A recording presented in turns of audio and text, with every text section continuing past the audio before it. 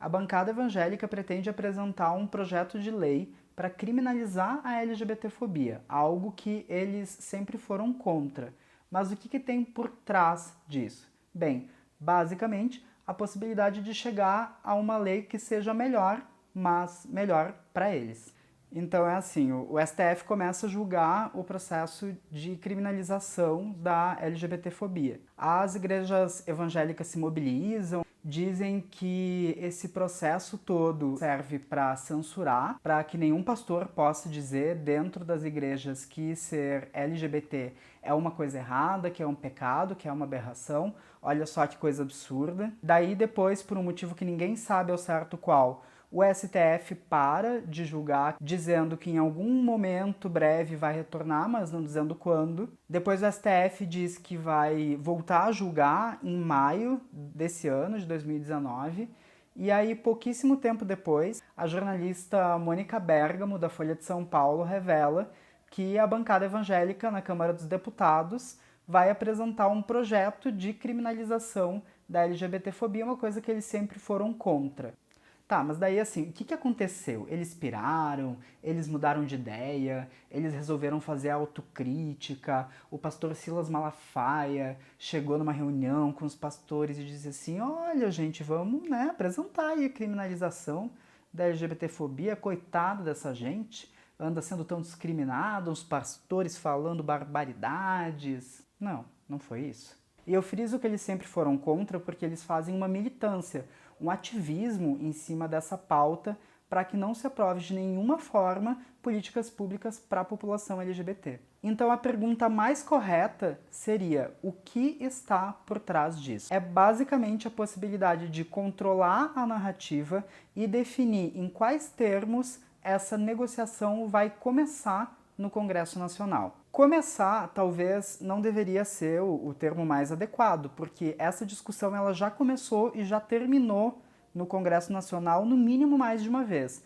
Durante a criação da Constituição de 1988, já se tentou criminalizar de alguma forma o preconceito contra pessoas LGBTs. Depois houve um projeto PLC 122 que acabou não passando no Congresso Nacional. Além disso, essa é uma carta na manga para quando a gente for criticar e dizer que eles são preconceituosos. De acordo com a coluna da Mônica Bergamo, quem se responsabilizou por criar esse projeto é o deputado e pastor Marco Feliciano. Então, assim, em resumo, o Marco Feliciano é um inimigo conhecido da comunidade LGBT. Ele tem se posicionado dessa forma. A gente não pode conseguir um direito em qualquer lugar que ele vai para as redes sociais falar que ou isso não deveria ter acontecido, ou que nós não merecemos isso, ou que isso é um privilégio, ou que alguma coisa está acontecendo de errado. Por isso, sinceramente, eu não acredito que o Marco Feliciano seja a melhor pessoa para pautar um projeto que fala sobre criminalização da LGBTfobia. E aqui eu acho importante a gente fazer uma observação de que existe uma certa polêmica em torno da criminalização da LGBTfobia. Muitas pessoas acreditam que isso vai resolver todos os problemas, ou que simplesmente punir mais as pessoas vai fazer com que se acabe com a LGBTfobia, e a gente sabe que não é isso. A existência de uma lei não vai mudar completamente o comportamento das pessoas, mas ela é um instrumento importante para gerar dados e para iniciar essa mudança cultural. Mas principalmente o que está por trás desse projeto de lei da bancada evangélica, que ainda está no campo dos desejos, que ainda não foi apresentado, é a ideia de que eles possam, de fato, controlar essas partes que para eles são mais polêmicas, que é a ideia de que as igrejas não poderiam mais pregar publicamente que ser LGBT é uma coisa errada. E a gente não pode se enganar. Para muitos pastores, para muitas igrejas, pregar contra LGBTs é um negócio muito lucrativo. A nossa sociedade é muito preconceituosa. Então fica muito claro que um dos principais objetivos em você ficar continuamente pregando que uma população inteira vive de uma forma errada é se conectar com aqueles valores mais mesquinhos que acabam ficando aí circulando na sociedade. É dessa forma que muitos pastores, não todos, mas muitos, conseguem manter algum tipo de conexão com seus fiéis. Daí, é claro, você deve estar pensando o que a gente pode fazer.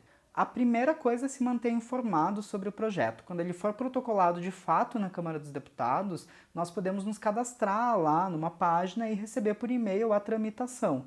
Quando a gente sabe o que vai acontecer, por quais comissões o projeto vai passar, é mais fácil de organizar a mobilização e a pressão pública para que o projeto não seja aprovado ou seja aprovado de fato com as modificações que sejam importantes para a população LGBT.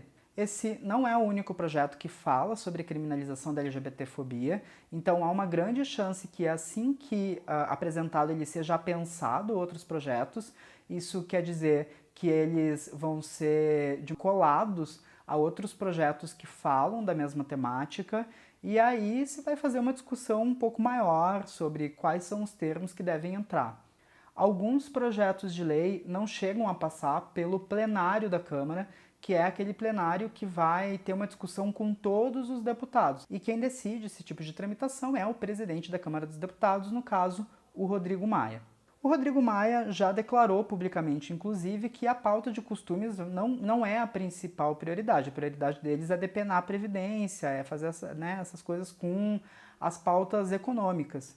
Mas a gente também não pode confiar muito. Os direitos da população LGBT, historicamente no Brasil, são usados como moeda de troca para conseguir apoio da bancada evangélica. A gente não pode esquecer daquele episódio lamentável em que a presidenta Dilma voltou atrás na execução do kit anti-homofobia, que já estava pronto, que se gastou uma grana para fazer com especialistas, com pessoas que estudaram esse tema, para no final ela declarar publicamente que no governo dela ninguém ia fazer propaganda de opção sexual, uma coisa que acabou entristecendo ou enraivecendo muitos militantes LGBTs na época e que até hoje acabou ficando como uma marca negativa, né, da luta pelos direitos das pessoas LGBTs no Brasil. Então, se você está realmente preocupado com o tema, o que eu recomendo é a atenção. A atenção quando esse projeto começar a tramitar e a mobilização para que ele seja derrubada nunca foi tão importante. Então é isso, obrigado por assistir esse vídeo e deixa aí os teus comentários.